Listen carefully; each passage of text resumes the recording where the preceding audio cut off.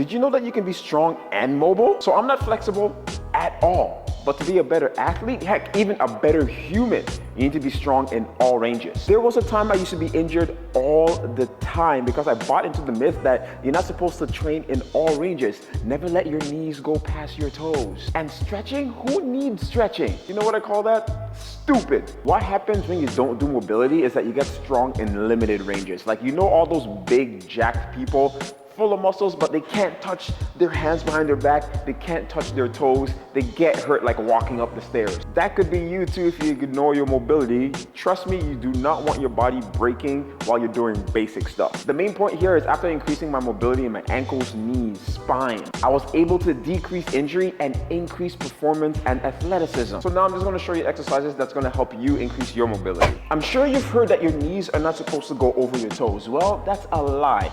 Most people that said that have messed up knees and they're weak in deep ranges. So we're gonna work on the deep squat. So the first thing you're gonna do is get into deep squat position. If you can't get into this position freely, you can always use a wall. You want your feet flat on the ground and you wanna stay as upright as possible. If you struggle getting your feet flat on the ground, you can always add wedges or a weight under your heels. That's gonna take out the limiting factor, which is your ankle mobility. And then what we're gonna do from here is grab a weight, any type of weight, and we're just gonna sink into the deep squat. What this does is add strength and stability in that end range. And some bonus tips, use your elbows and push your knees out so that you can open up your hips a little bit more. And you can also shift your weight side to side, which helps increase ankle mobility. And if you really want to add some strength, raise your hips higher, do some isometrics and hold for about 5 seconds. Do sets of 10 to 15 seconds. Over time, your hip and ankle mobility will improve. Your knees will get stronger, which will decrease pain. Your knees are going to feel a lot better because you're going to be getting a lot of extra motion in,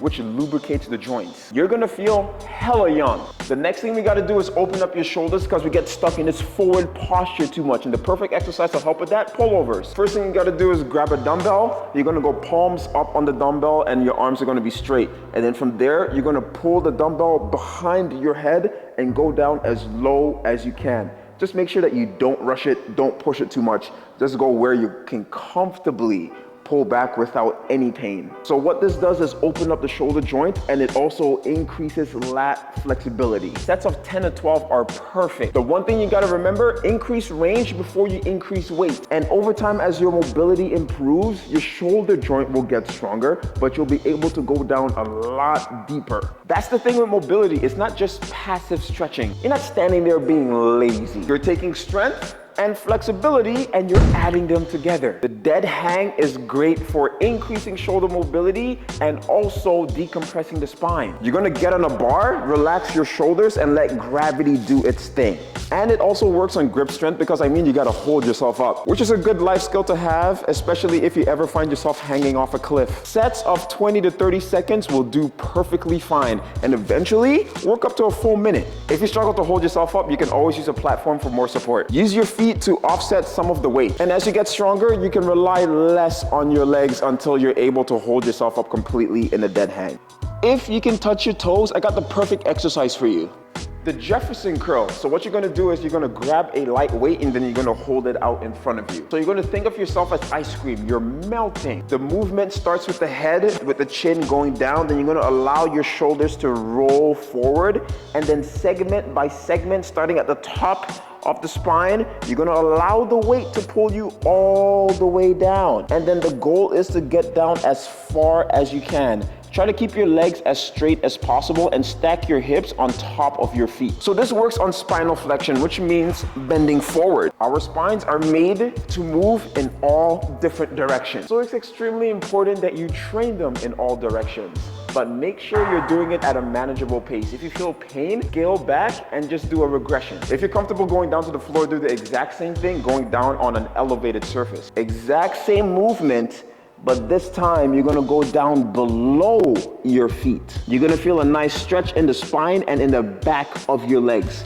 And then going back up, it's going to be the exact same thing, nice and slow segment by segment. You do that consistently and your spine and hamstrings are gonna be hella strong. If you want stronger hip flexors, you have to do the couch stretch, which lengthens the hip flexors. So what you're gonna do is find a bench or a wall, your back foot goes on the bench, keep your body upright and then squeeze your glute. Now you can either hold this for time or you can do reps where you shift your weight forward and then back.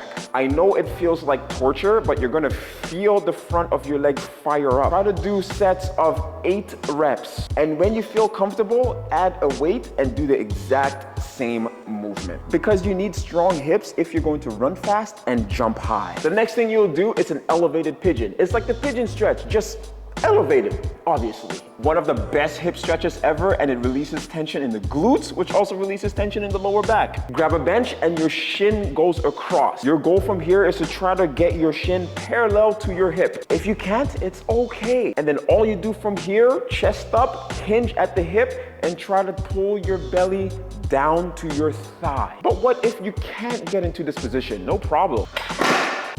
Increase the bench angle. It's gonna make it easier for you to get into that position. And then your main goal here is to just work it until you're able to go flat on the bench. Now we have the seated good morning. Great for increasing hamstring, glute, and lower back strength. You're gonna find a bench and you can either go legs straight or legs bent. Usually legs bent is a little bit easier. Grab a weight and then you're gonna perk your butt up. From here, you're gonna imagine that there's a string from your belly all the way down to the floor. And you're pulling your belly closer to the floor. You can start off with a light weight on your chest and then pulling down with the belly, going as far down as you can without slouching over and going cat back. You're gonna find this tough in the beginning, so just use whatever range of motion you have. As you get more mobile, you'll be able to get down to your belly touches the bench, and as you get better, you can increase the weight of the dumbbell or work on getting even lower. And as your mobility and strength increases, you're gonna decrease the height of the bench until you're able to do it on the floor. I can't do it yet, I'm working on it. Those are the exercises that help me get more mobile and flexible as a non-flexible person. I thought I was athletic when I was stiff. When I got mobile, athleticism went through the roof. You can even do these before or after your main workout. But have fun with it. Use all of those exercises or some of those exercises.